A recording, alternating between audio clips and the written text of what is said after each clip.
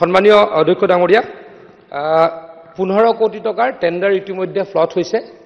আৰু অতি সোনকালে কামটো আৰম্ভ হ'ব আৰু যেটো তেখেতে গুৱাহাটী ইউনিভাৰ্চিটিৰ বানপানীৰ কথা কৈছে আসলতে গুৱাহাটী ইউনিভাৰ্চিটিৰ কৃত্ৰিম বানপানীৰ লগত জলসম্পদ বিভাগ ডাইৰেক্টলি ৰিলেটেড নহয় কিন্তু মই আজিৰ পৰা ঠিক 2 বছৰমান আগতে এখিনি সময়ত বাৰিষা আছিল মাননীয় মুখ্যমন্ত্ৰী ডাঙৰীয়াৰ পৰা এদিন এটা ফোন পাইছিলো তেখেতে মোক কৈছিল যে গুৱাহাটী ইউনিভাৰ্চিটিত খুব বেছিকৈ কৃত্ৰিম বানপানী হৈছে তো এবাৰ গৈ পেলাই চাই আহিবি মই মুখ্যমন্ত্ৰী ডাঙৰীয়াৰ নিৰ্দেশত গৈ পেলাই চাইছিলো তথাপিতো আকৌ কৈছো এই কৃত্ৰিম বানপানীটো গুৱাহাটী সিটিৰ বা গুৱাহাটী ইউনিভাৰ্চিটিৰ কৃত্ৰিম বানপানী not related to water resource department even then মই গৈছিলো সিএম ছাৰে কোৱাৰ কাৰণে তাৰপিছত লগত আমি গোটেই কেঁচাকৈ নলা খান্দি আমি পানীখিনি উলিয়াই দিয়াৰ ব্যৱস্থা কৰিছিলো আৰু যোৱা বছৰো আমি গোটেই মই যোৱা বছৰো নিজে গৈছো তাৰ আগৰ বছৰো গৈছো যোৱা বছৰো গৈছো গৈ মই নলা খান্দি পানীখিনি উলিয়াই দিয়াৰ ব্যৱস্থা কৰিছিলো এবাৰ আমি 15 কোটি টকাৰ আবণ্টন দিছো টেন্ডাৰ এৱাৰ্ড হল কামো ইতিমধ্যে আৰম্ভ হোৱাৰ পথত গুৱাহাটী ইউনিভাৰ্চিটিৰ আমি এই নালাখিনি বনোৱাৰ কাৰণে অতি সোনকালে কাম আৰম্ভ কৰিছো আকৌ কৈছো যদিও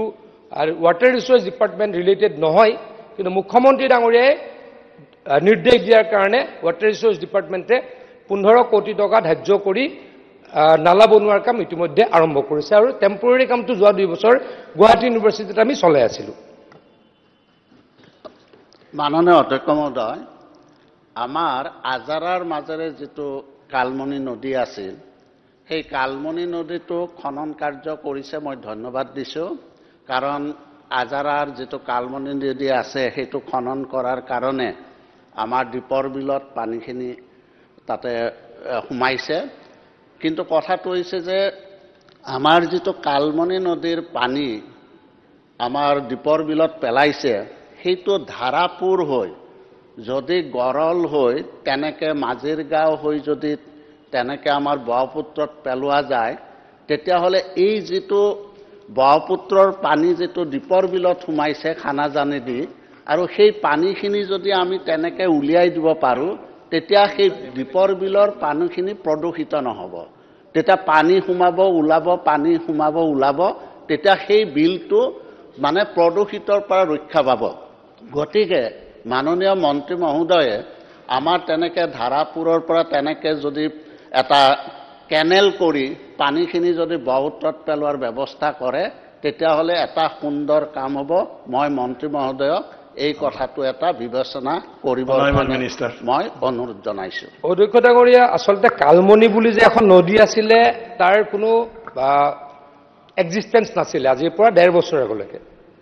মানে আমি যেতিয়া এয়াৰপোৰ্টলৈকে গৈ থাকো অধ্যক্ষ ডাঙৰীয়া বাওঁফালে আমাৰ দীপৰ বিল সোঁফালে ৰাস্তাৰ লগৰে এটা চেনেল আছিল ৰাস্তাটোৰ একদম প্যাৰেলেলি কোনো নাজানিছিলে কাৰণ গোটেইখিনি মানুহে দখল কৰিলে মাটিৰে পুতি গল আৰু হেতু মোক আকৌ কৈছে মুখ্যমন্ত্ৰী ডাঙৰীয়াই মোক কৈছিলে যে এখন খান্দিব লাগে পানী বুৱাব লাগে তাতে আমি নালাটো খান্দিলো নদী কালমণি নদী হয়তো আগতে বহুত ডাঙৰ আছিল এটা আমি ইমান ডাঙৰ মাটি নাপাওঁ কিন্তু 6-7 ফুট 8 ফুট মানকে আমি খান্দিলো খান্দাৰ পাছত আমি পানীখিনি আমি দীপৰ বিললৈকে সোমাব পাৰিলো আমাৰ উদ্দেশ্য আসলতে অধ্যক্ষ ডাঙৰীয়া দীপৰ বিললৈকে বেছি পানী সোমোৱা তেখেতৰ যেটো সাজেশন ডেফিনেটলি আলোচনা কৰিম কিন্তু আমাৰ যেটো বৰ্তমান ইন্টেনশন দীপৰ বিলখনত আৰু পানী সোমোৱা দীপৰ বিলখনত যাতে প্ৰদূষিত নহয় তাৰ কাৰণে ব্যৱস্থা কৰা গতিকে তেখেতৰ নতুন এটা সাজেশন যেটো ধাৰাপুৰ হৈ পেলাই ব্ৰহ্মপুত্ৰলৈকে উলিয়াই দিব পাৰে নেকি এই বিষয়ে নিশ্চয়কৈ চিন্তা চৰ্চা কৰিম ডেফিনেটলি অলপ প্ৰব্লেম হ'ব ল্যান্ড একুইজিশনৰ কিন্তু মাননীয় সদস্যগৰাকীয়ে যেটো আমাক পৰামৰ্শ দিছে সেই বিষয়ে নিশ্চয়কৈ চিন্তা কৰা হ'ব